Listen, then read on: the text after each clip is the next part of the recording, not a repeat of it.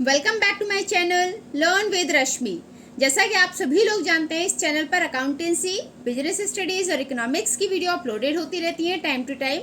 आप चैनल पर जाकर वीडियोस देख सकते हैं। आज हम बात करेंगे चैप्टर 4 बिजनेस सर्विसेज की। तो सबसे पहले बात कर लेते हैं सर्विस की। सर्विस क्या होती है या सर्विस सेक्टर में क्या कौन कौन सी चीजें आती हैं। सर्विस एक इनटेंजिबल फोर्स होता है। इनटेंजिबल फोर्स मतलब जिसको ना आप देख सकते हो ना आप छू सकते हो, उसे बोलते हैं हम इंटेंजिबल। तो सर्विसेज इंटेंजिबल होती हैं, आप उन्हें फील कर सकते हो। जैसे मैं अपनी वीडियोस में ट्रिक ऐड करती रहती हूँ, तो वो ट्रिक आपको कैसी लगती है? अगर आप इंजॉय कर रहे हैं मतलब सर्विस बहुत अच्छी है। अगर आपको लग रहा है ट्रिक थोड़ी ट्रिकी है तो मतलब मुझे थोड़ा सा और इम्प्रूवमेंट करने की ज़रूरत है। तो इस चैप्टर की भी ट्रिक्स आप कमेंट बॉक्स में ज़रूर बताना आपको कैसी लगी। ठीक है, जैसा कि हमारे चैनल का मोटिव होता है कि आपको इंटरेस्टिंग और फनी वे में चैप्टर एक्सप्लेन करना, तो चलिए शुरू करते हैं। सर्विसेज के साथ इंटेंजिबल फोर्स होती हैं जिसको फील कर सकते हैं, ना तो हम टच कर सकते हैं ना ही हम देख सकते हैं। अब सर्विस सेक्टर में कौन कौन सी ऐसी सर्विसेज आती हैं जिनके बारे में हम इस चैप्टर में डिस्कस करेंगे। तो it includes commercial firms engaged in banking, communication, transport, insurance, warehousing. तो इन सर्विसेज के बारे में हम यहाँ डिस्कस करेंगे। ठीक है, banking, communication, transport, insurance, warehousing, इन सारी सर्विसेज के बारे में हम यहाँ डिस्कस करेंगे। तो सर्विसेज पहले बात कर लेते हैं टाइप्स। कितने टाइप्स की होती है? तो 3 टाइप्स की सर्विसेज होती हैं और इन्हीं के बारे में हम डिस्कस करेंगे। फर्स्ट है बिजनेस सर्विसेज। तो बिजनेस सर्विसेज जो किसी भी बिजनेस के थ्रू यूज की जाती है। कोई भी बिजनेस ऑर्गेनाइजेशन जिन सर्विसेज को यूज करता है उन्हें हम बोलते हैं बिजनेस सर्विसेज। तो business services used by business enterprise like banking, insurance. ठीक है, सोशल सर्विस। सोशल सर्विस कौन सी होती है? जो सोशल गोल को अचीव करने के लिए दी जाती हैं सर्विसेज। ठीक है, या सोसाइटी के अपलिफ्टमेंट के लिए हम जो सर्विसेज देते हैं उन्हें बोलते हैं सोशल सर्विसेज। पर्सनल सर्विसेज की अगर बात करें तो पर्सनल सर्विस सबकी अलग अलग होती है। ये डिपेंड करता है कस्टमर के डिमांड पर। ठीक है, तो जैसे मेरा पढ़ाने का तरीका अलग है, बाकी लोगों को पढ़ाने का तरीका अलग है। ठीक है, या फिर डॉक्टर अलग अलग, आप किसी और डॉक्टर के पास जा रहे हैं, वो ट्रीटमेंट अलग करेगा। दूसरे डॉक्टर चेंज कर दिया तो उसका बोलने का तरीका, उसके ट्रीटमेंट देने का तरीका अलग होगा। राइट, तो services person to person vary करती हैं।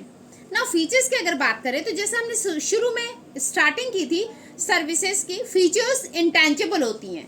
तो सर्विस हमारी इंटेंजिबल होती हैं, हम इन्हें देख नहीं सकते, छू नहीं सकते, केवल फील कर सकते हैं। सेकेंड, लैक ऑफ होमोजीनियटी, मतलब जैसे पर्सन टू पर्सन अलग अलग होती हैं, सेम नहीं होती, डिफर करती हैं।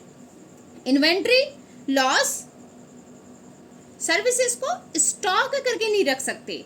सर्विस जिस टाइम पर उसकी रिक्वायरमेंट होती है उसी टाइम उसको सर्विस आपको कंज्यूम की जाती है, उसी टाइम सर्विस दी जाती है। ठीक है, तो ऐसा नहीं होता कि सर्विस आप बाद में फ्यूचर के लिए स्टॉक करके रख लें। जैसे अगर आज मूवी रिलीज हुई है तो आपको आज मूवी देखनी है तो सर्विस आज ही मिलेगी।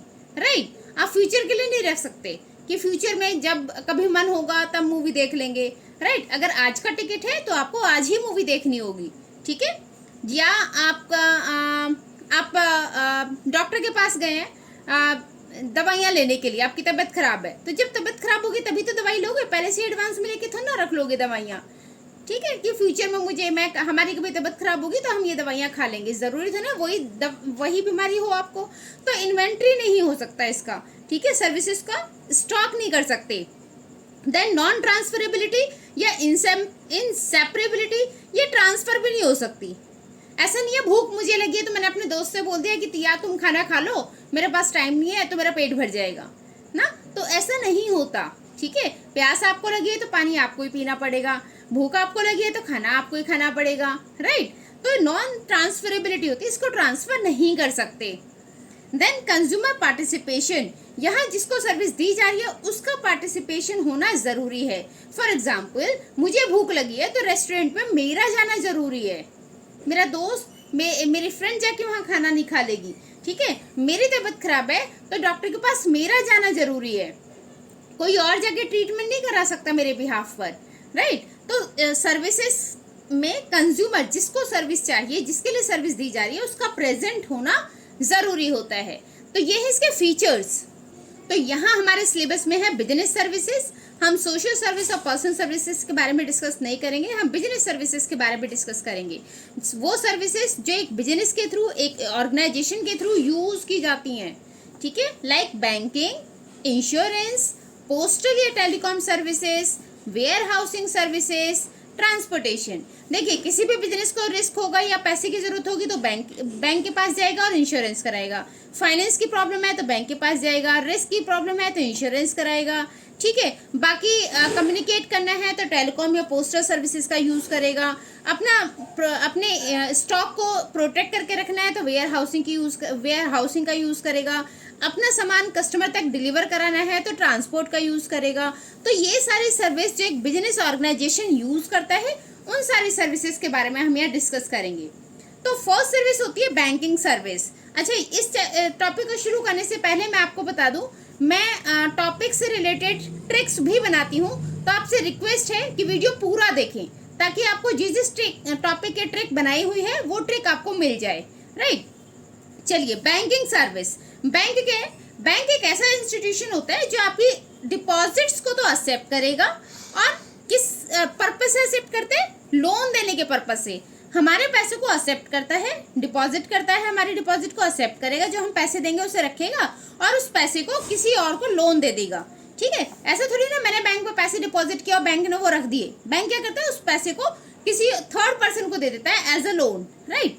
तो बैंक एक ऐसा इंस्टीट्यूशन है जो हमारे डिपॉजिट्स को एक्सेप्ट करता है, किस लिए? With the intention of lending या इंटेंस ऑफ ग्रांटिंग लोन, ठीक है। जो दूसरे को लैंड करता है, लोन प्रोवाइड करता है, उस पर्पस से हमारे डिपॉजिट्स को वो यूज करेगा, तो उस इंस्टीट्यूशन को बोलते हैं बैंक।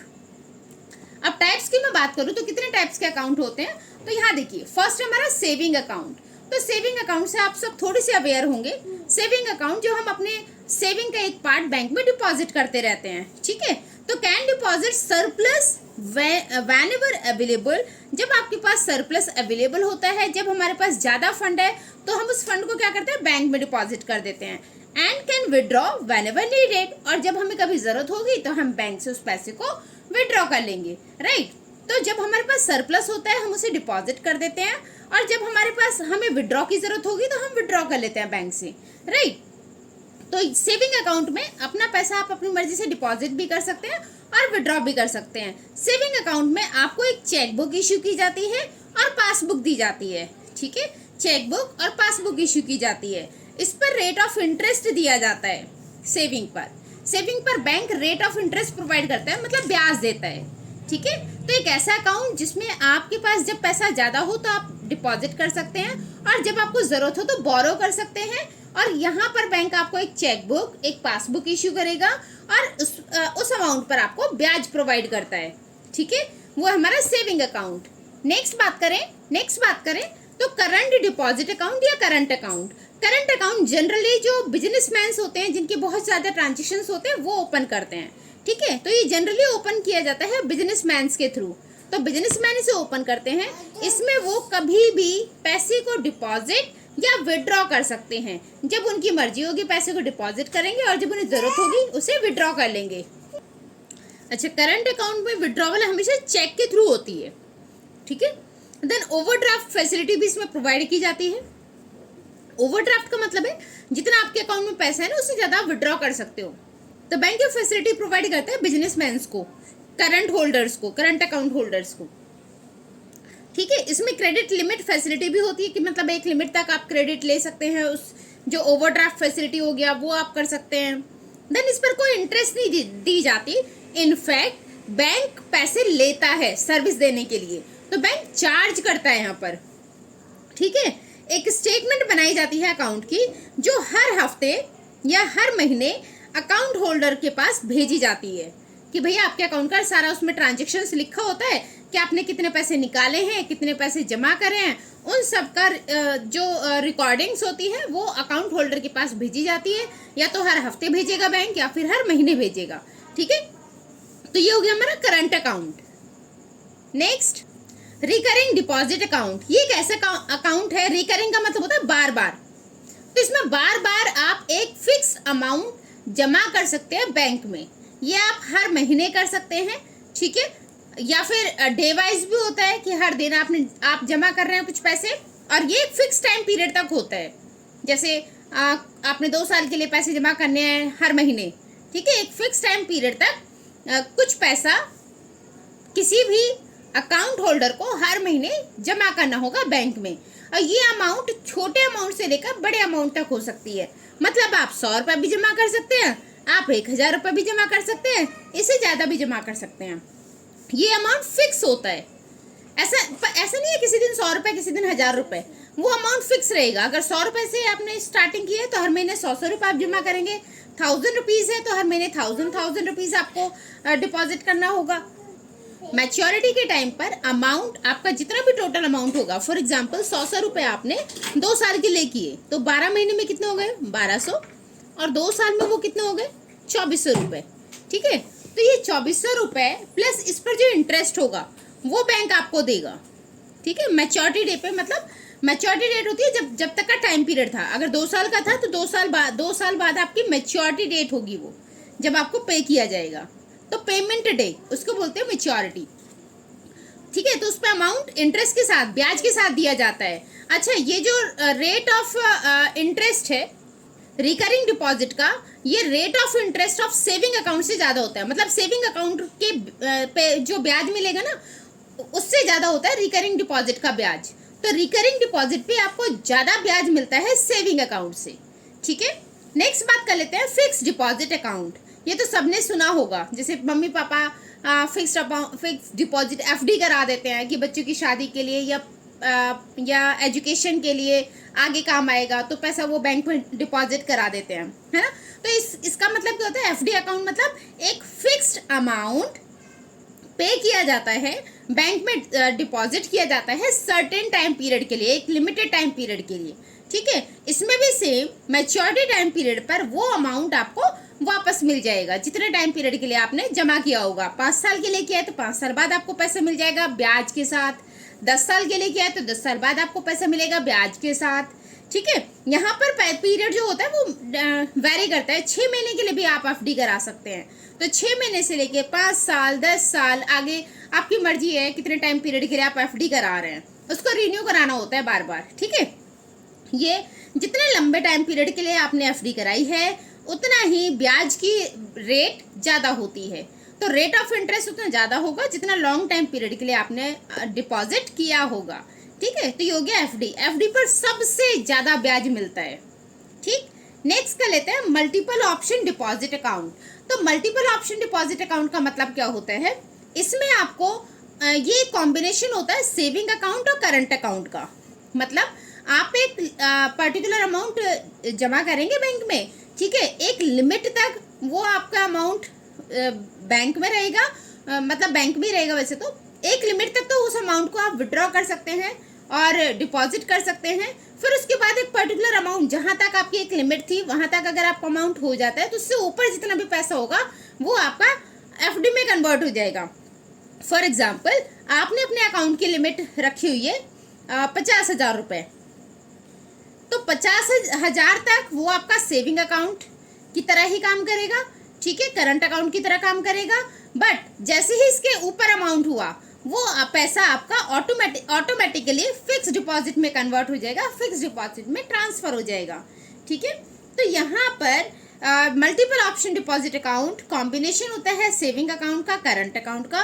और यहाँ पर सेविंग अकाउंट की जो लिमिट है उससे ज़्यादा जब आप पैसा जमा करते हैं तो वो पैसा अपने आप फिक्स डिपॉजिट में कन्वर्ट हो जाता है, फिक्स डिपॉजिट में ट्रांसफर हो जाएगा, वो पैसा आपका एफडी बनता रहेगा। ठीक है, तो जैसे 50,000 आपकी लिमिट थी, 50,000 तक आपका अकाउंट नॉर्मल अकाउंट रहेगा।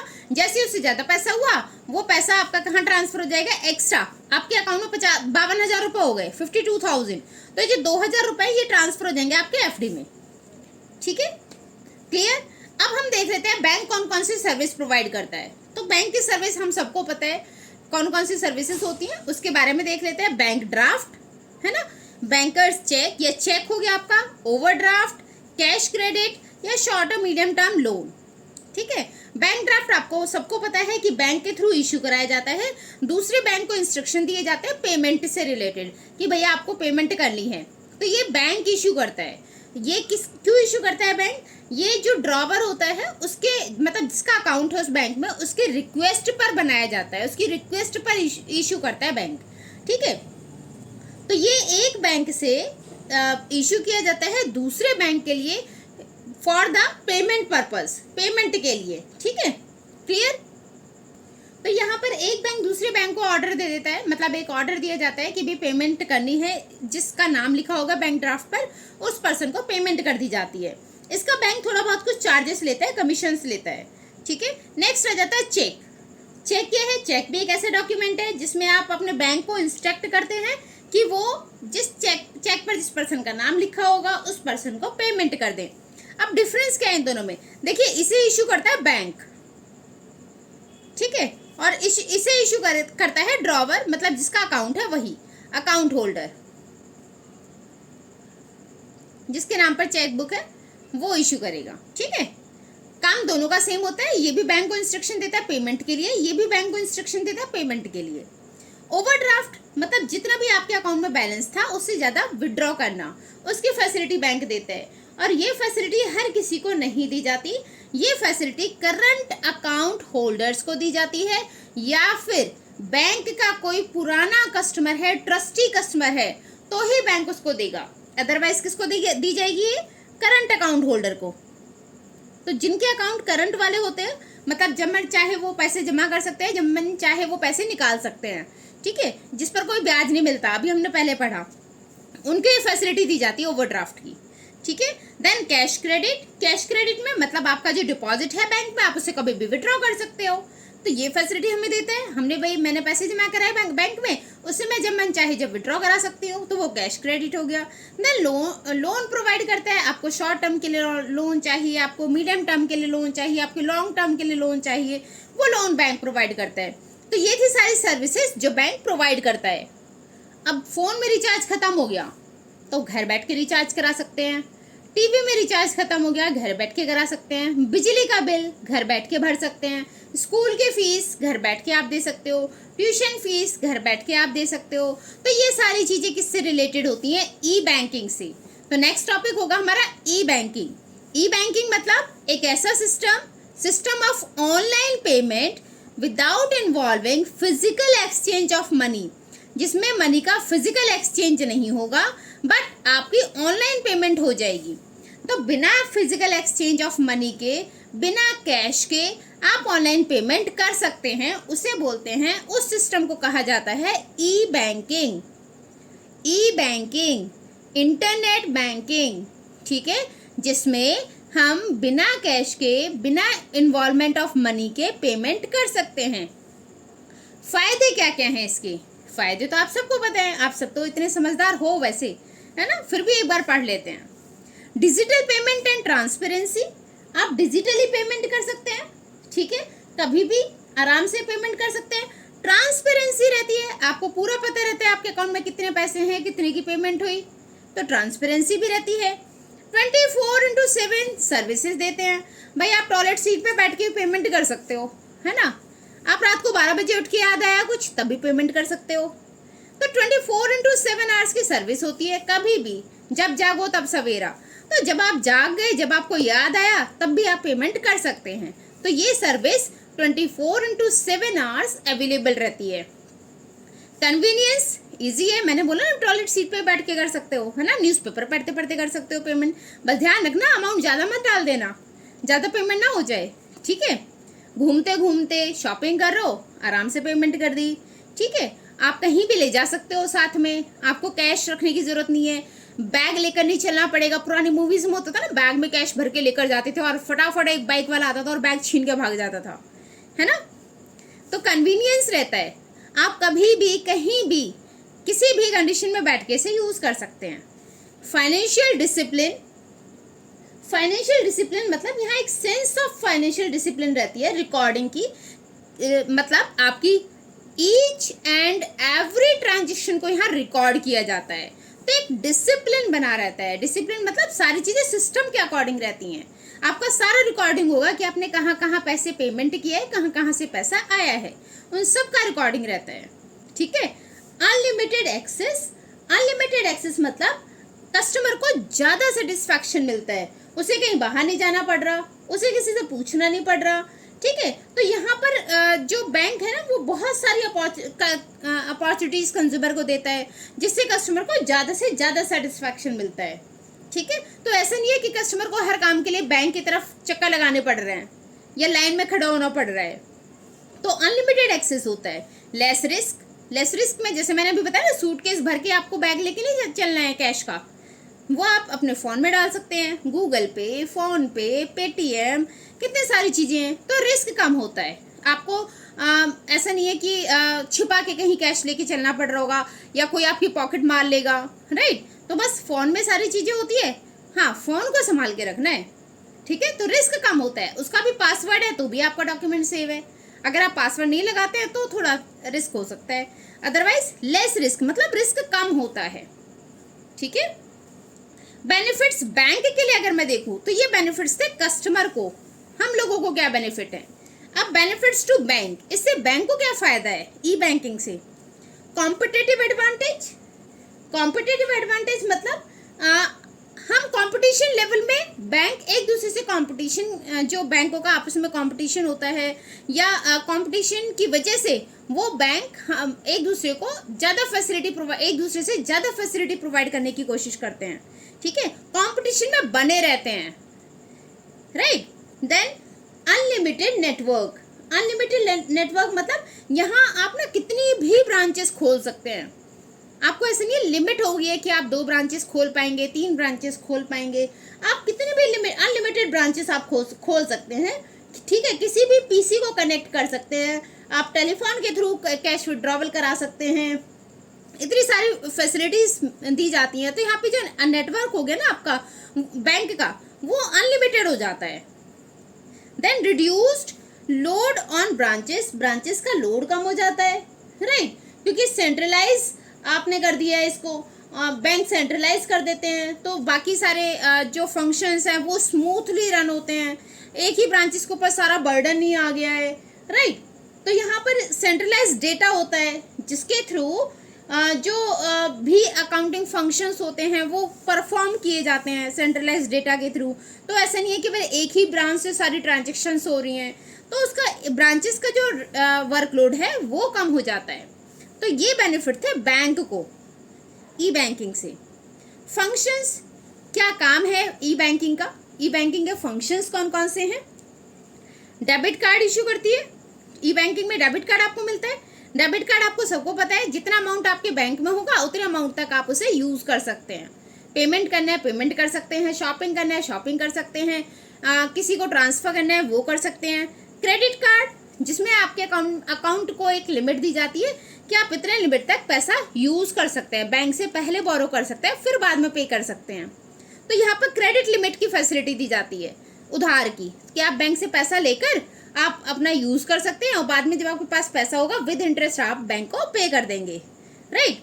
NEFT, national electronic fund transfer, इसकी फैसिलिटी दी जाती है NEFT की। तो यहाँ पे आप आराम से एक पार्टी से दूसरी पार्टी को फंड ट्रांसफर कर सकते हैं, जिसमें कोई चेक की जरूरत नहीं पड़ेगी कि पहले चेक को आप ड्रॉ करेंगे फिर उसे डिपॉजिट करेंगे। तो यहाँ पर इन सब चीज़ों की जरूरत नहीं पड़ेगी, ठीक है। देन RTGS मतलब रियल टाइम ग्रॉस सेटलमेंट।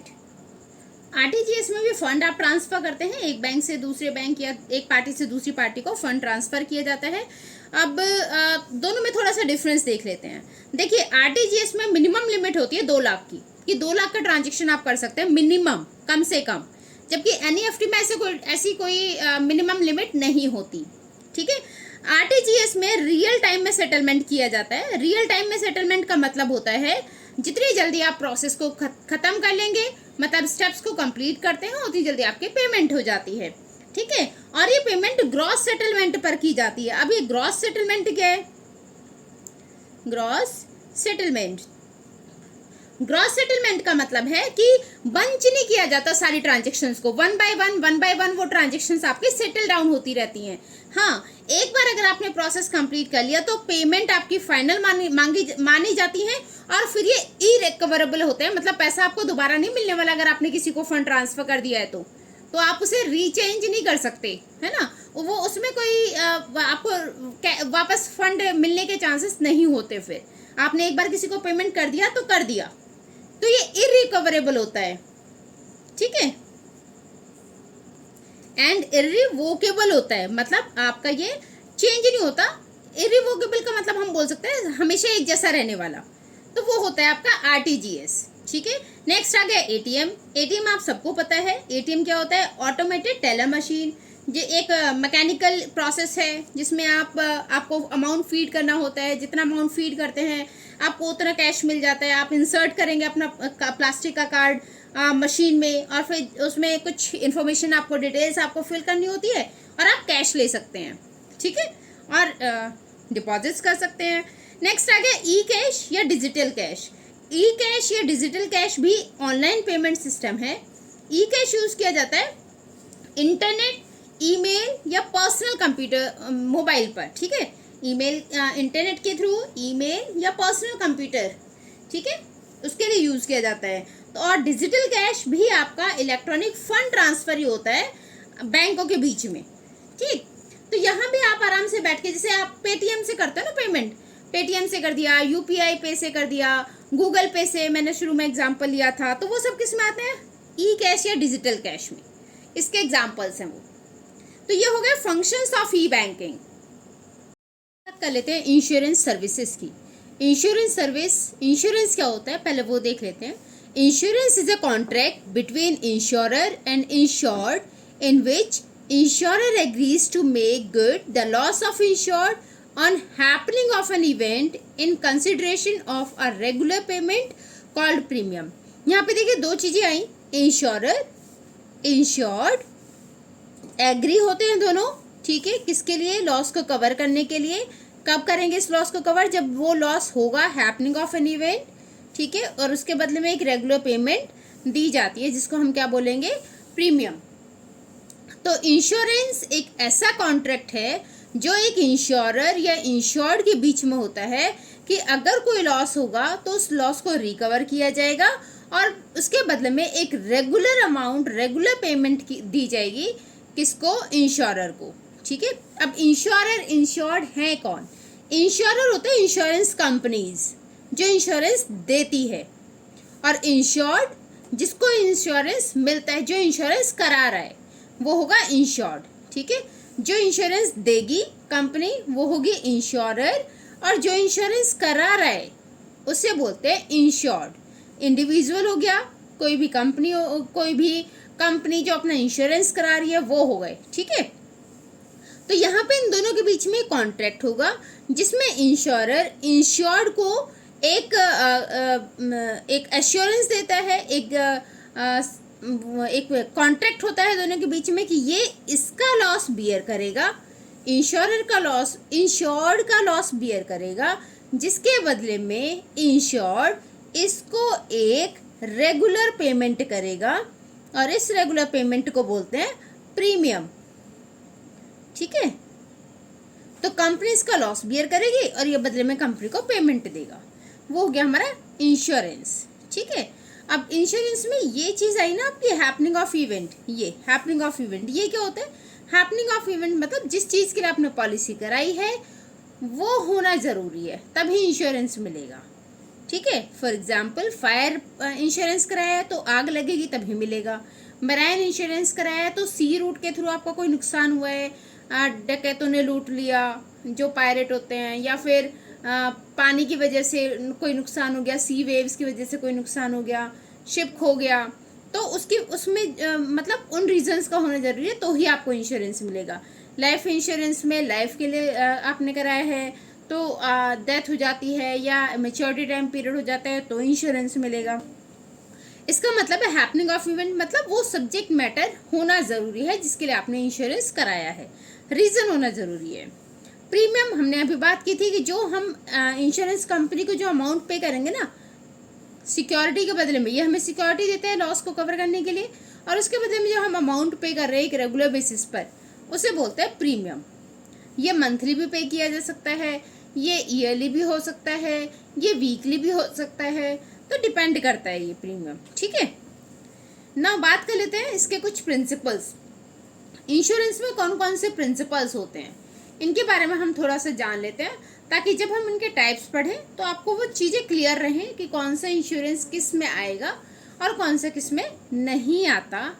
ठीक है, अब बात कर लेते हैं प्रिंसिपल्स ऑफ इंश्योरेंस। फर्स्ट था principle of utmost good faith. मतलब अटमोस्ट गुड फेथ का मतलब होता है कि जो इंश्योरेंस करा रही है कंपनी, इंश्योरेंस कंपनी और इंश्योर्ड, इन दोनों के बीच में ना एक दूसरे के ऊपर भरोसा ही नहीं करना होगा।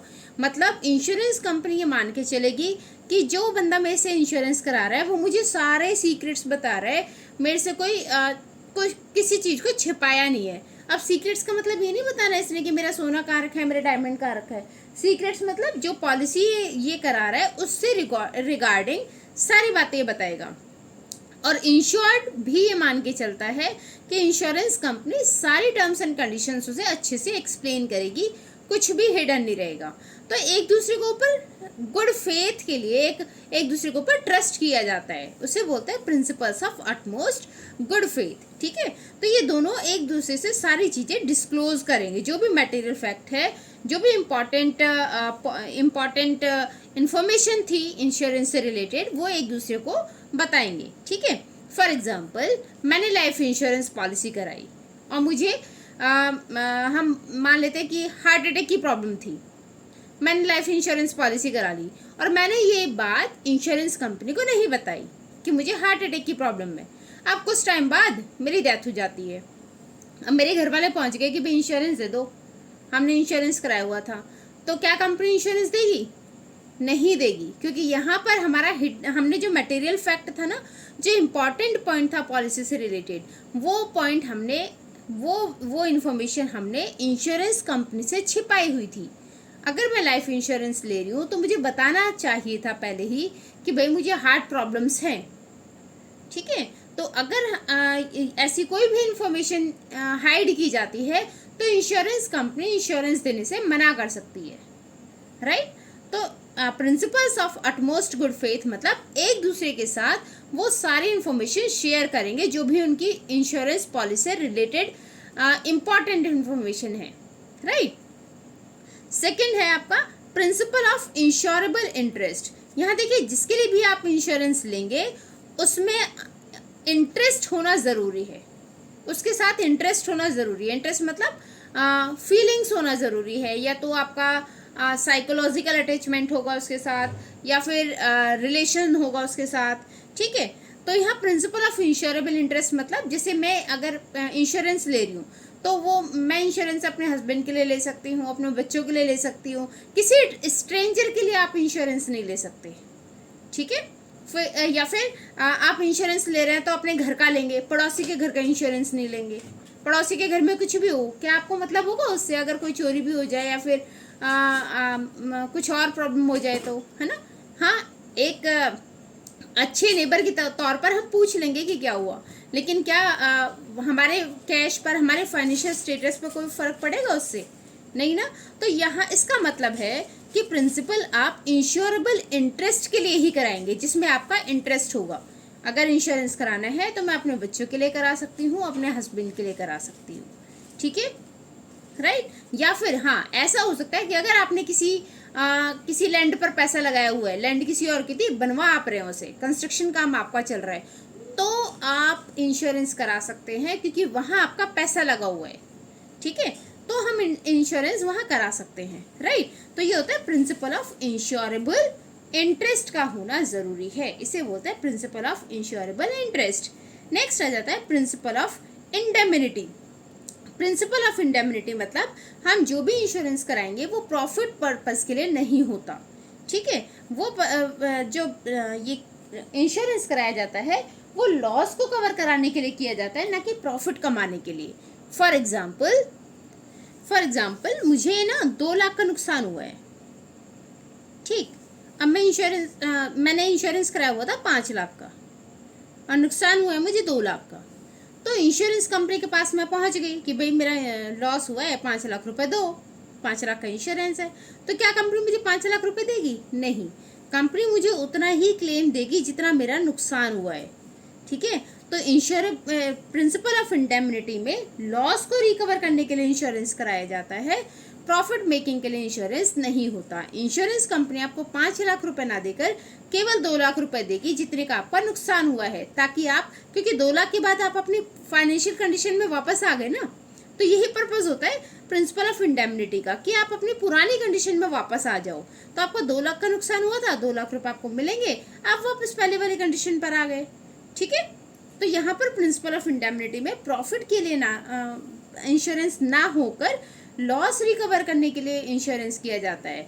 अब ये इंश्योरेंस आपका लाइफ इंश्योरेंस में पॉसिबल नहीं होता, वहाँ एप्लीकेबल नहीं होता, क्योंकि किसी पर्सन की अगर डेथ हो जाती है तो आप उसको मेज़र नहीं कर सकते, उस लॉस को हम मेज़र नहीं कर सकते कि इस पर्सन की डेथ से कितनी अमाउंट का लॉस हुआ होगा, उस फैमिली को कितना लॉस हुआ होगा। तो वहाँ पर ये प्रिंसिपल एप्लीकेबल नहीं होता। प्रिंसिपल ऑफ इंडेमनिटी क्वेश्चन बहुत ज़्यादा इम्पॉर्टेंट है, एग्जाम्स में काफ़ी बार पूछा जाता है और बच्चे कंफ्यूज हो जाते हैं। तो याद रखना, इंडेमनिटी, प्रिंसिपल ऑफ इंडेमनिटी का मतलब लॉस को रिकवर करने के लिए इंश्योरेंस कराया जाता है, ना कि प्रॉफिट अर्निंग के लिए। और कहाँ एप्लीकेबल नहीं है ये? लाइफ इंश्योरेंस पॉलिसी में ये एप्लीकेबल नहीं है, इसीलिए मैंने इसे कैपिटल लेटर्स में लिखा है ताकि आप समझ जाएं, ठीक है। ये आप थोड़ा सा इसके ऊपर फोकस करें। नेक्स्ट है प्रिंसिपल ऑफ कंट्रीब्यूशन।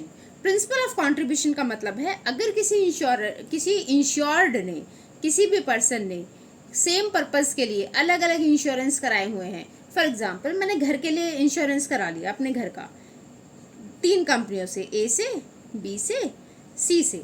एक से मैंने कराया 1 लाख का इंश्योरेंस, एक कंपनी से करा लिया 50,000 का इंश्योरेंस, ठीक है, और इससे भी 50,000 का इंश्योरेंस। ये मैंने इंश्योरेंस करा लिया 3 कंपनियों से। अब मुझे नुकसान हो गया यहाँ पर 1.5 लाख का, मुझे 1.5 लाख का नुकसान हो गया, ठीक है। मैं कंपनी के पास, तीनों के पास पहुँच गई, ए के पास भी, बी के पास भी, सी के पास भी, कि भाई मुझे इंश्योरेंस का पैसा दे दो सारे, ठीक है। तो प्रिंसिपल ऑफ कंट्रीब्यूशन का मतलब होता है ये सारे अलग अलग पे ना कर कर तीनों मिलकर एक साथ ही पेमेंट देंगे, एक साथ ही आपको पैसे देंगे। अलग अलग इंडिविजुअल बेसिस पर कोई आपको क्लेम नहीं देगा। ऐसा नहीं है आप यहाँ से भी 1.5 लाख रुपए मांगो या 1 लाख रुपए मांगो, यहाँ से 50,000 मांग लो, यहाँ से 50,000 मांग लो, टोटल 2 लाख रुपए आपके पास आ गए, ऐसे नहीं होता। प्रिंसिपल ऑफ कंट्रीब्यूशन का मतलब है जितनी भी कंपनियों से आपने इंश्योरेंस कराया होगा सेम पर्पस के लिए, वो सारी कंपनियां मिलकर कंट्रीब्यूट करके आपके लॉस को पूरा करेंगी। तो 1.5 लाख रुपए ये तीनों मिलकर देंगी। अब कैसे कैसे देंगी, तो इसको थोड़ा सा समझ लेते हैं। देखो, ए से कितने का इंश्योरेंस कराया? 1 लाख का, ठीक है। टोटल इंश्योरेंस कितने का है? 2 लाख का, और नुकसान कितने का हुआ है? 1.5 लाख का। तो इस तरीके से हम कैलकुलेट करेंगे, ये जो अमाउंट आएगा ये ए कंपनी हमें देगी। तो अगर आप चाहते हैं तो मैं सॉल्व करके इसे दिखा देती हूँ। यह आ जाएगा 2 7 जा 2 5 जा 75,000 रुपीज़ ए कंपनी देगी। सेम बी का निकाल सकते हैं। बी से इंश्योरेंस कितने का कराया था? 50,000 का। टोटल इंश्योरेंस कितने का था? 2 लाख का। नुकसान कितने का हुआ? 1.5 लाख का, ठीक है। 5 0 4 और एक 5 0, ठीक है। 2 से काटेंगे, 2 7 जा 1 5 1 2 37,500 बी कंपनी देगी, और सी भी सेम देगी क्योंकि उससे भी 50,000 का ही था, तो 37,500 बी देगी। तो ये टोटल हो गया 5 5 10 75,000 ये दोनों मिलकर, और 75,000 ए, हो गया ना पूरा 1.5 लाख का नुकसान कवर, ठीक है। तो इस तरीके से इसे बोलते हैं प्रिंसिपल ऑफ कंट्रीब्यूशन। तो कोई एक कंपनी क्लेम नहीं करेगी, एक कंपनी पूरा अमाउंट पे नहीं करेगी, वो जितनी भी कंपनियों से आपने क्लेम कराया था वो सारे मिलकर देंगे, राइट। अब बात कर लेते हैं हम, ये भी कहाँ, ये भी देखिए आपका जो प्रिंसिपल ऑफ कंट्रीब्यूशन है ना, ये भी आपका लाइफ इंश्योरेंस पे, लाइफ इंश्योरेंस में एप्लीकेबल नहीं होता। क्यों नहीं होता? क्योंकि ऑब्वियसली हम मेजर ही नहीं कर सकते कितने का लॉस हुआ है। यहाँ तो हमें पता है कि 1.5 लाख का नुकसान हुआ है, वहाँ तो नहीं पता है कितना अमाउंट का लॉस हुआ है, क्योंकि ह्यूमन लाइफ को आप मेजर नहीं कर सकते पैसे में, ठीक है। तो प्रिंसिपल ऑफ कंट्रीब्यूशन भी लाइफ इंश्योरेंस पॉलिसी में एप्लीकेबल नहीं है, राइट। नेक्स्ट आ जाता है principle of subrogation. Principle of subrogation का मतलब होता है कि जो भी आपका लॉस हुआ है, अगर उस पर आपको क्लेम मिल चुका है, तो आपकी जो डैमेज प्रॉपर्टी थी उसकी ओनरशिप कंपनी को ट्रांसफर हो जाती है, इंश्योरेंस कंपनी को, ठीक है। आपका जितने का, आपकी अगर प्रॉपर्टी का कोई लॉस हुआ है तो उस लॉस का आपको क्लेम मिल गया, ठीक है। अब वो प्रॉपर्टी जो डैमेज प्रॉपर्टी थी वो इंश्योरेंस कंपनी की ओनरशिप में आ जाती है, इंश्योरेंस कंपनी ले जाएगी उसको। नहीं आया, चलिए समझ लेते हैं। फॉर एग्जाम्पल, आपको 20,000 रुपये का नुकसान हुआ, 20,000 के सामान का, गुड्स का, ठीक है। 20,000 रुपये का सामान था जिसका आपको नुकसान हुआ है, ठीक। अब आपने क्लेम किया, आपको ये 20,000 रुपये मिल गए। तो इसमें जो डैमेज था ना, 5,000 रुपये का सामान ऐसा था जो जला हुआ है लेकिन पूरी तरीके से नहीं जला, ये तो आपका लॉस आपको मिल गया, क्लेम मिल गया। अभी जो 5,000 का सामान बचा है वो सामान इंश्योरेंस कंपनी ले जाएगी और उसे रीसेल कर सकती है, आपके पास नहीं छोड़ेगी कि आप भाई दोबारा बेचकर इससे पैसे कमा लो, ठीक है। 20,000 रुपये का सामान जल गया आग से, जिसमें से 5,000 रुपये का सामान ऐसा था जिसे आप कबाड़ में बेच सकते थे, राइट। तो अब आपको इंश्योरेंस कंपनी से 20,000 रुपये मिल गए, तो ये 5,000 का जो सामान है जो कबाड़ी में जा सकता है, ये सामान की ओनरशिप, इस सामान को इंश्योरेंस कंपनी अपने साथ ले जाएगी और वो इसे सेल करके वो इससे अपना पैसा निकाल सकती है, बट आपके पास नहीं छोड़ेगी कि 20,000 आपको यहाँ से भी मिल गए और 5,000 आप कबाड़ से भी खरीद लो, यहाँ से भी ले लो, ठीक है। तो प्रिंसिपल ऑफ सब्रोगेशन का मतलब होता है कि जिस भी प्रॉपर्टी का आपका लॉस हुआ है, राइट, उसकी ओनरशिप किसको ट्रांसफर हो जाती है, इंश्योरर को, कंपनी को ट्रांसफर हो जाएगी। आपको क्लेम मिलेगा, पूरी क्लेम मिलने के बाद वो प्रॉपर्टी इंश्योरर के पास चली जाएगी, आपके पास नहीं रहेगी। नेक्स्ट होता है principle of cause Proxima. Principle of cause Proxima का मतलब होता है जिस रीजन के लिए आपने इंश्योरेंस कराया है वो रीजन होना जरूरी है, ठीक है, उस रीजन का होना जरूरी है। फॉर एग्जाम्पल, चलिए पहले पढ़ लेते हैं। कॉज और reason for the loss must be related to the subject matter of insurance contract. तो इंश्योरेंस कॉन्ट्रैक्ट में जो भी टर्म्स एंड कंडीशंस लिखी थी, अगर उन टर्म्स एंड कंडीशंस के बेसिस पे कोई लॉस हुआ है तो ही आप क्लेम कर सकते हैं, अदरवाइज क्लेम नहीं कर पाएंगे, ठीक है। जिस रीजन के लिए आपने इंश्योरेंस कराया है उसी रीजन के लिए आपको इंश्योरेंस मिलेगा। जैसे एक एग्जांपल ले लेते हैं कि मैं सी रूट के थ्रू सामान मंगा रही थी, ठीक है, मैंने मराइन इंश्योरेंस कराया हुआ है कि भाई सामान मेरा सामान खराब हो जाए, चोरी हो जाए या फिर पानी की वजह से कुछ उसमें प्रॉब्लम आ जाए, उसका इंश्योरेंस मैंने करा रखा है, ठीक है। मुझे गेहूँ भेजने थे दूसरी कंट्री में, मैं वीट की डिलीवरी करा रही थी और मैंने इंश्योरेंस लिया हुआ है। तो अब ये उसमें क्या हुआ, शिप में कहीं से चूहा आ गया, चूहा ने ये गेहूं के कट्टे ना सारे काट दिए और वो गेहूं बिखर गया और वो खराब हो गया, ठीक है।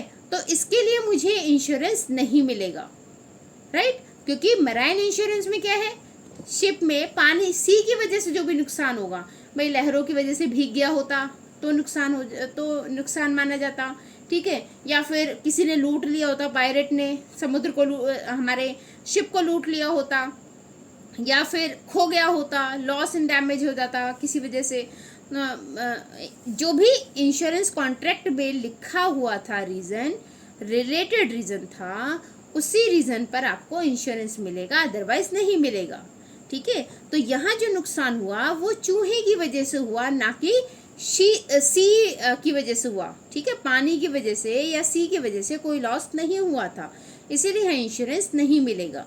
लेकिन अगर इसी चूहे ने शिप को काटा होता, वहां से उसमें पानी भरकर आपके गेहूं खराब हुए होते, तो आपको इंश्योरेंस मिलता, ठीक है। तो कॉज का होना जरूरी है, राइट। तो सी पेरिल्स या फिर ये थेफ्ट, डैमेज, ये सी के थ्रू होते तो आपको इंश्योरेंस मिलेगा, उसके थ्रू नहीं हुआ तो आपको इंश्योरेंस नहीं मिलेगा।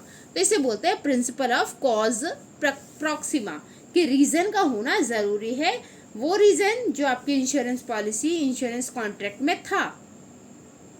ठीक है। नेक्स्ट है principle of mitigation of loss. अब यहाँ पर है मिटिगेशन ऑफ लॉस, मतलब इंश्योर्ड जो इंश्योरेंस करा रहा है उसने अगर किसी प्रॉपर्टी का कोई भी इंश्योरेंस कराया है तो और उसमें अगर कोई बाई चांस कोई नुकसान होता है, कोई लॉस होता है, तो इंश्योर्ड को ये कोशिश करनी चाहिए कि वो लॉस कम से कम हो। ठीक है, ऐसे ही नहीं है वो खड़े होकर बस तमाशा देखिए कि नुकसान हो रहा है तो होने दो, मैंने तो इंश्योरेंस कराया हुआ है। ठीक है, फॉर एग्जाम्पल आपने 10 लाख का इंश्योरेंस कराया हुआ था अपने घर का। ठीक, अब घर का इंश्योरेंस कराया हुआ है कि भाई आग लग जाए या फिर अर्थक्वेक आ जाए, कुछ भी हो, आपने घर का इंश्योरेंस करा रखा है 10 लाख का। अब बाई चांस आग लग गई तो ऐसा नहीं है आप घर से बाहर निकल के खड़े हो गए और देख रहे हैं कि जल रहा है तो जलने दो, मैंने तो इंश्योरेंस कराया है 10 लाख का, 10 लाख रुपए मुझे मिल जाएंगे। ठीक है, तो इस कंडीशन में इंश्योरेंस नहीं मिलेगा। Principle of mitigation of loss बोलता है कि अगर आपको लग रहा है नुकसान हो रहा है तो आप उस नुकसान को कम करने की कोशिश करेंगे, जितनी कोशिश कर सकते हैं। ठीक है, तो insured should not become careless of his property after taking insurance policy. तो इंश्योरेंस पॉलिसी लेने के बाद कोई भी इंश्योर्ड केयरलेस नहीं हो सकता अपनी प्रॉपर्टी के लिए। ठीक है, उसे बचाने की कोशिश पूरी करनी होगी, राइट, तो उसे क्लेम मिलेगा, अदरवाइज क्लेम नहीं मिलेगा। अब थोड़ी सी दो चीजें हमारी एक जैसी हैं जिनके बारे में थोड़ा सा पढ़ लेते हैं, इंश्योरेंस एंड एश्योरेंस।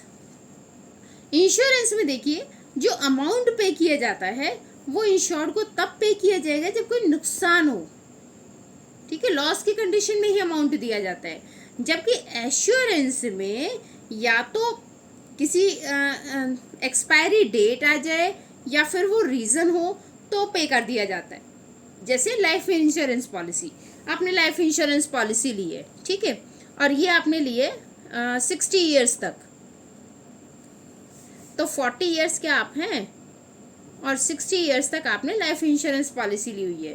तो यहाँ पर ये इंश्योरेंस पॉलिसी अगर बाय चांस किसी पर्सन को जिसने इंश्योरेंस लिया था 40 ईयर्स में 60 ईयर्स तक, अगर उस पर्सन को बाय चांस 2 दिन बाद भी कुछ हो जाता है, 2 डेज बाद भी कुछ हो जाता है, तो उसे वो अमाउंट पे किया जाएगा। या फिर अगर कुछ नहीं होता है तो जब उसके 60 ईयर्स कंप्लीट हो जाएंगे तब भी उसे वो अमाउंट पे किया जाएगा।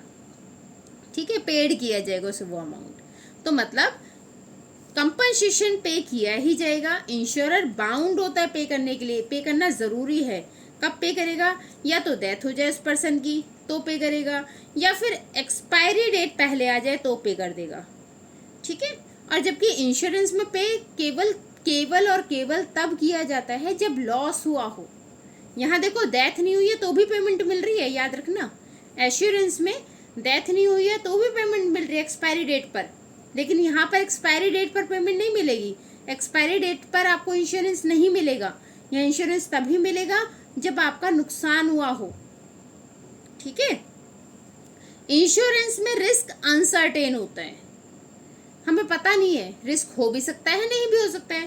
भाई मैंने फायर इंश्योरेंस करा लिया, अब फायर लग भी सकती है नहीं भी लग सकती, ऐसा नहीं है लगेगी ही लगेगी, श्योरिटी है। वो हो भी सकता है फायर लग जाए, हो सकता है ना भी लगे। ठीक है, बट एश्योरेंस में आपका रिस्क सर्टेन होता है, हमें ये पता है या तो एक्सपायरी डेट आएगी ही आएगी या हमारी डेथ होनी ही होनी है, पर्सन की डेथ होनी होनी है, तो ये सर्टेन होता है, रिस्क होना ही होना है रिस्क। ठीक है, एग्जाम्पल में देख लेते हैं। इंश्योरेंस के एग्जाम्पल है आपके fire insurance, marine insurance. Fire लगेगी तो फायर इंश्योरेंस मिल जाएगा, मराइन लॉस हुआ है तो मराइन इंश्योरेंस मिल जाएगा, और एश्योरेंस में लाइफ इंश्योरेंस, डेथ होनी ही होनी है पर्सन की।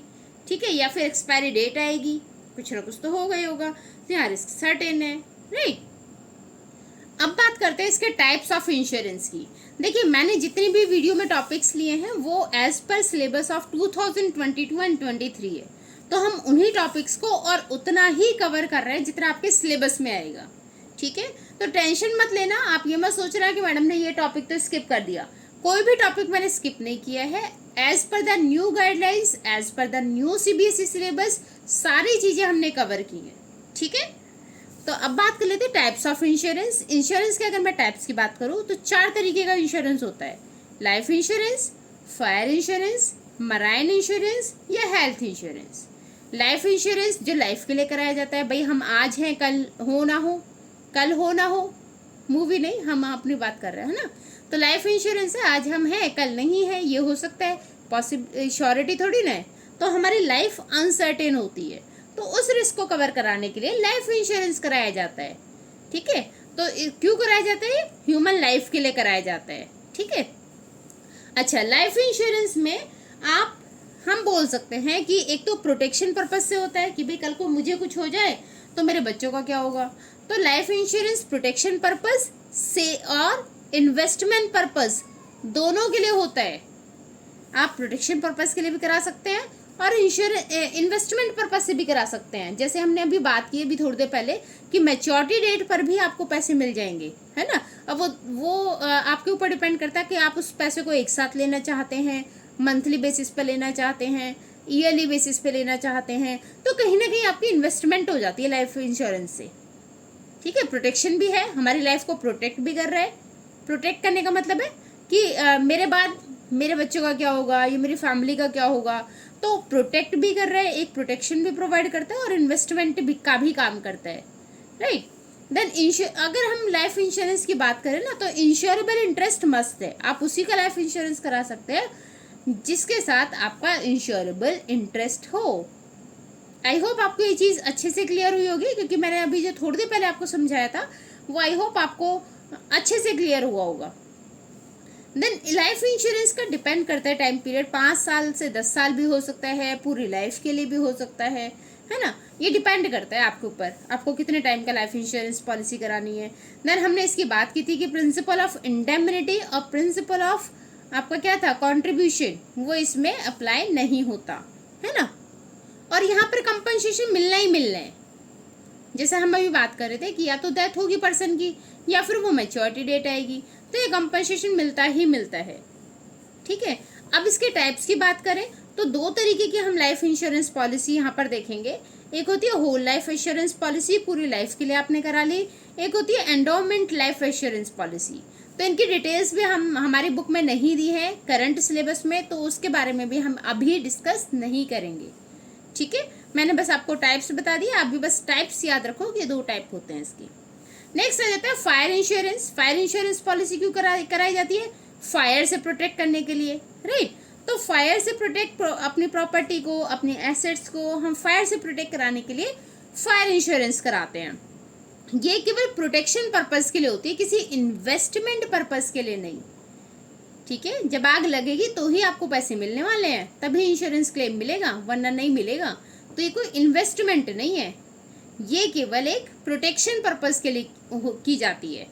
ठीक है, यहाँ पर भी सेम इंश्योरेंस, इंश्योरेबल इंटरेस्ट तो आपका मस्ट होता है, चाहे आप कोई भी इंश्योरेंस करा रहे हो। ठीक है, तो यहाँ भी आप अपनी प्रॉपर्टी का इंश्योरेंस कराएंगे, पड़ोसी की प्रॉपर्टी का नहीं। ठीक है, इंश्योरेबल इंटरेस्ट ये आपका फायर इंश्योरेंस 1 साल का होता है, उसके बाद आपको कराना है तो या तो आप रिन्यू कराएंगे या फिर से कराएंगे। ठीक है, तो फायर इंश्योरेंस 1 साल का होता है।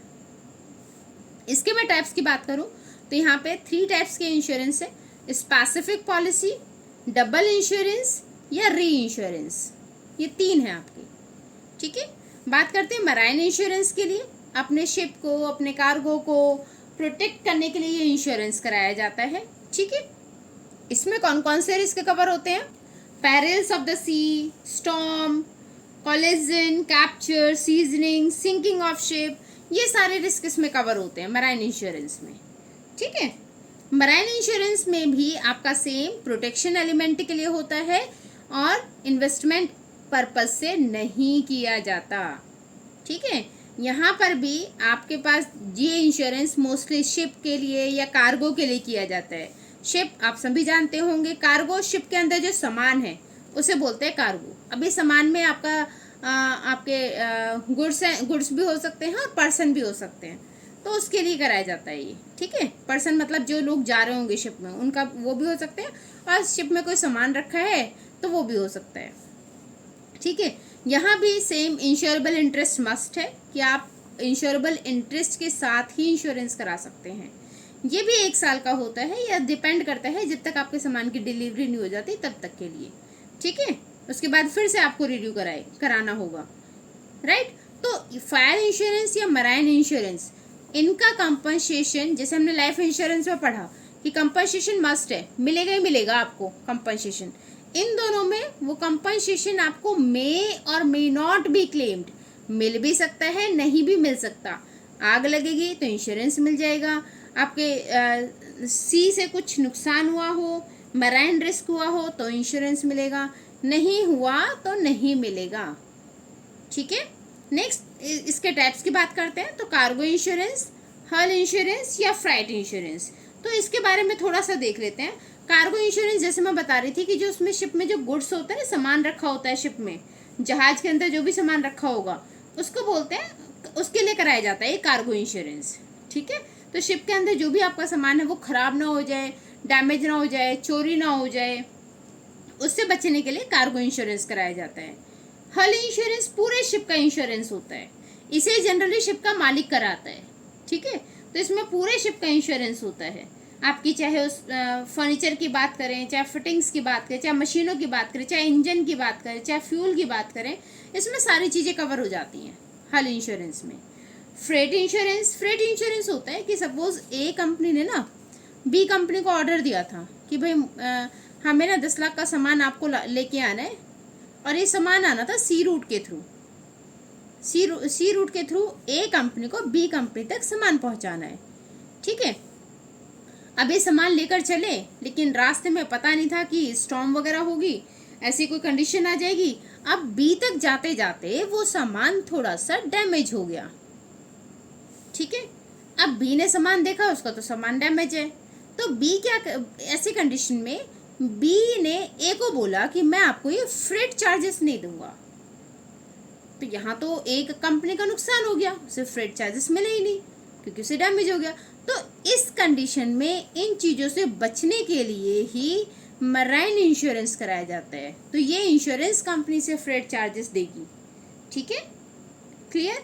तो यहाँ पर जो ये जो किराया हो गया, फ्रेट का मतलब होता है किराया, इधर से उधर ले जाने का जो किराया है, तो वो किराया अब कौन देगा, इंश्योरेंस कंपनी देगी, ठीक है। तो ये हो गया हमारे मराइन इंश्योरेंस। अब बात कर लेते हैं हेल्थ इंश्योरेंस। अपनी हेल्थ के लिए जो हम इंश्योरेंस कराते हैं, भाई दवाइयों का खर्चा उठाना है, हॉस्पिटल का बिल हमें पे करना है, या फिर बाय चांस एडमिट हो जाए कोई पार्टनर तो हमें कोई भी फैमिली मेम्बर, तो उसका बिल देखना है, वो सारी चीज़ें देखनी है, उसके लिए हेल्थ इंश्योरेंस कराया जाता है, ठीक है।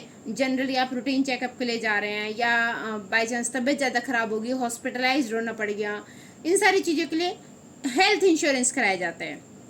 तो इसमें आपकी कौन कौन सी फैसिलिटी होती है, बेसिक मेडिकल एक्सपेंसेस प्रोवाइड भी आ जाती है इंश्योरेंस में। मेजर मेडिकल एक्सपेंसेस, जो बेसिक छोटी मोटी आपको कोई प्रॉब्लम थी तो उसको भी इंश्योरेंस कवर करता है, ठीक है। मेजर मेडिकल एक्सपेंसेस जो आपके ज़्यादा बड़े खर्चे हैं, भाई आपकी ट्रीटमेंट बहुत लंबा चल रहा है, ठीक है, उसमें महंगी महंगी दवाइयाँ आ रही हैं, तो उसको इंश्योरेंस कवर करता है।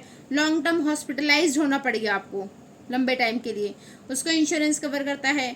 मेडिकल सप्लीमेंट्स, वो इंश्योरेंस प्रोवाइड करता है। डिसेबिलिटी इनकम, आपके साथ कोई इंसिडेंट हो गया, कुछ प्रॉब्लम हो गई, आप डिसेबल हैं, अब आप अपनी जॉब पर नहीं जा पा रहे हैं, तो उस सिचुएशन में भी हेल्थ इंश्योरेंस आपको प्रोवाइड करता है, ठीक है। तो ये सारी चीज़ें थी, जो ये सारी फैसिलिटीज़ हेल्थ इंश्योरेंस प्रोवाइड करता है, ठीक है। फिर से देख लो, बेसिक मेडिकल एक्सपेंसेस में हॉस्पिटलाइजेशन या डॉक्टर की जो सर्विस होती है ना, उसका चार्ज इंक्लूड होता है। मेजर मेडिकल सर्विस में आपके इसमें कुछ कोई बड़ी बीमारी हो गई, कैंसर वगैरह है, ऐसी कोई बीमारी हो गई है, तो उसका जो एक्सपेंसेस है वो भी करेगा।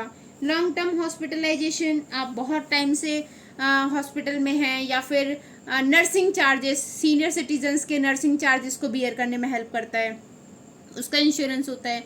जैसे दादा दादी बूढ़े हो गए, अब वो उनको कोई प्रॉब्लम है, वो बेड से नहीं उठ पा रहे हैं, आपने उनके लिए नर्स रख दी एक टेक केयर करने के लिए, तो वो भी किस में कवर होगा, हेल्थ इंश्योरेंस में, ठीक है।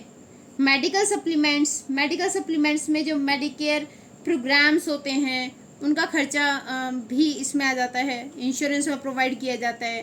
और डिसेबिलिटी, मतलब अगर किसी रीज़न से कोई प्रॉब्लम हो गई है, आप अर्निंग नहीं कर पा रहे हैं, डिसेबल हो गए हैं, काम नहीं कर पा रहे हैं, तो वो उसका भी इंश्योरेंस होता है हेल्थ इंश्योरेंस में, राइट।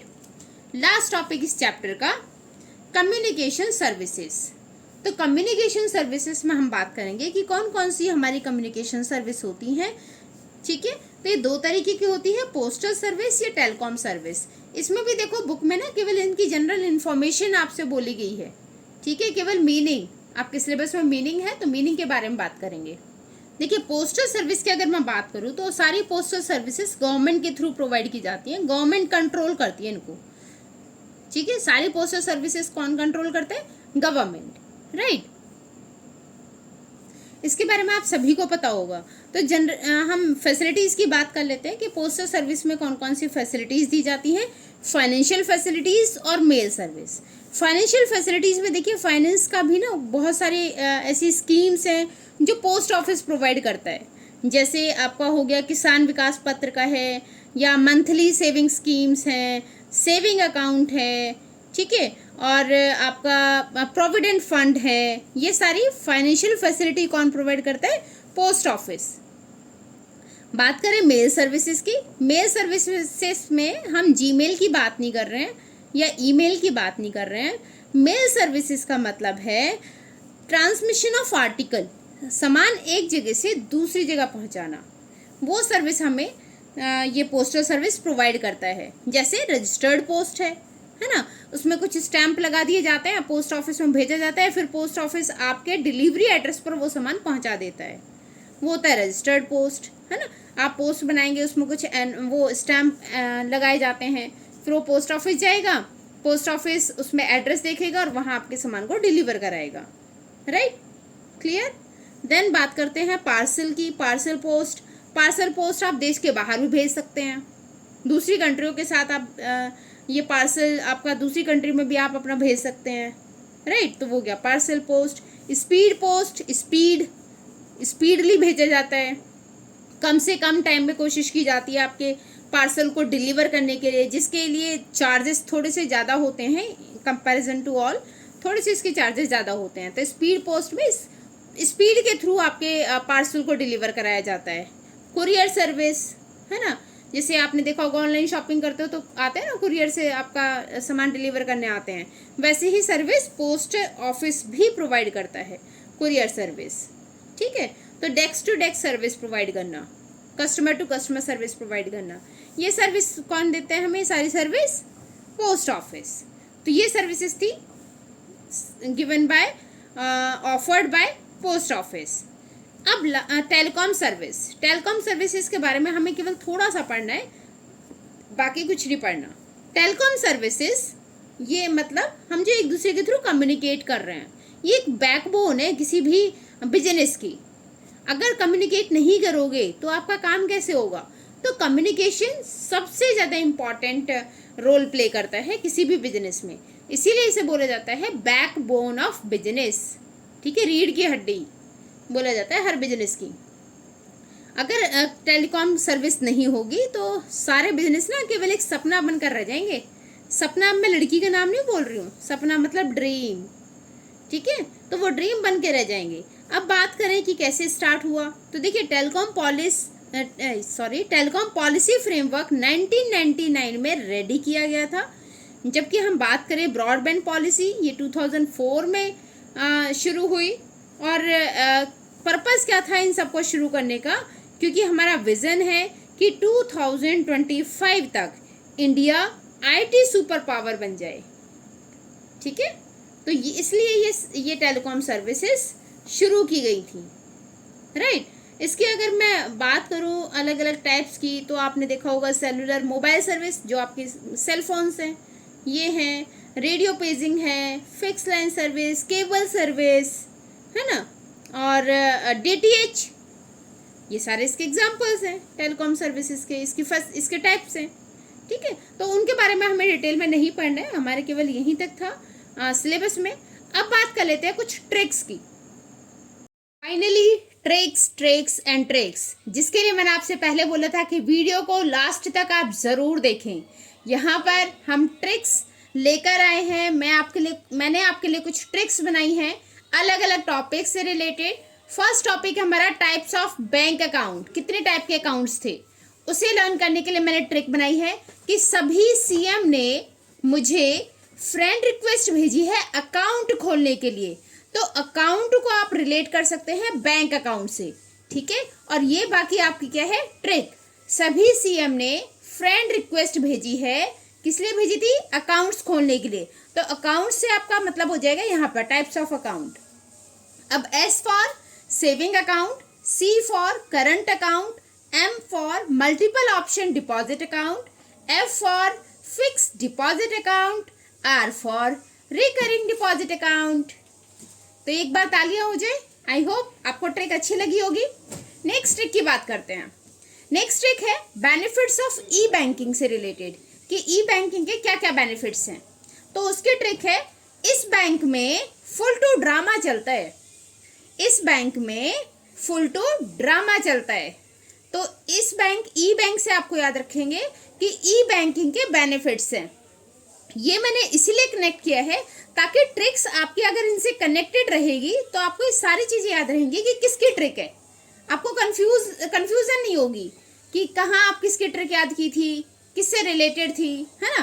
तो इस बैंक में, इस ई बैंक से आपका याद रहेगा कि बेनिफिट्स ऑफ ई बैंकिंग है, फुल टू ड्रामा चलता है। तो F for financial discipline, U for unlimited access, L for less risk, 2 for 24/7 services, D for digital payment and transparency, and C for convenience. Next trick है हमारी principles of insurance की। Insurance के कितने कितने principles थे उन सब की ट्रिक है। तो प्रिंसिपल्स ऑफ इंश्योरेंस की ट्रिक है, सीसीएस यूनिवर्सिटी में 2 बार, ये 2 बार इससे रिलेट है, 2 बार आई थी, 2 बार आई थी कौन, प्रिंसिपल। तो आप क्या लर्न कर रहे हैं यहाँ से, प्रिंसिपल्स ऑफ इंश्योरेंस, ठीक है। सीसीएस यूनिवर्सिटी में, यू फॉर यूनिवर्सिटी, चौधरी चरण सिंह यूनिवर्सिटी, आप सबने नाम सुना होगा ना। तो सीसीएस यूनिवर्सिटी में 2 बार आई, 2 बार है ना, 2 बार आई थी प्रिंसिपल, ठीक है। C for principle of contribution, C for principle of causa proxima, S for principle of subrogation, U for principle of utmost good faith, I for principle of indemnity, I for principle of insurable interest. Clear. Next trick देखते हैं। Next trick हमारे types of insurance. Insurance के types हमने देखे थे ना, life insurance, fire insurance और marine insurance.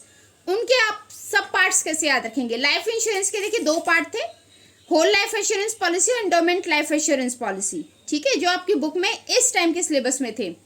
तो लाइफ में वी का होना जरूरी है, वी, हम। अब हम में मैं और मेरे पेरेंट हो सकते हैं, ठीक है, मैं और मेरे पेरेंट हो सकते हैं, मैं और मेरे फ्रेंड्स हो सकते हैं, कोई भी हो सकता है इसमें, ठीक है, मैं और मेरी गर्लफ्रेंड हो सकते हैं, राइट। तो लाइफ में वी का होना जरूरी है। W for whole life assurance policy, E for endowment life assurance policy. Fire insurance के टाइप्स की बात कर लेते हैं। फायर से दूर रहो, फायर से दूर रहो। तो S for specific policy, D for double insurance, R for री इंश्योरेंस। तो फायर से दूर रहो। देन मैराइन, मैराइन इंश्योरेंस, यहाँ पर हमने ट्रिक बनाई है। मैराइन में मेरी कार ही फर्स्ट आएगी, MARI, ठीक है। तो इसको मान लिया हमने, मेरी कार ही फर्स्ट आएगी। तो कार से कार्गो, H से हल इंश्योरेंस, F से freight insurance, right. I hope आपको ट्रिक अच्छी लगी होगी। वीडियो पसंद आए तो वीडियो को लाइक करें, शेयर करें और चैनल पर नए हैं तो चैनल को सब्सक्राइब करें। मिलेंगे नेक्स्ट वीडियो में बहुत जल्द नेक्स्ट टॉपिक के साथ। Till then bye.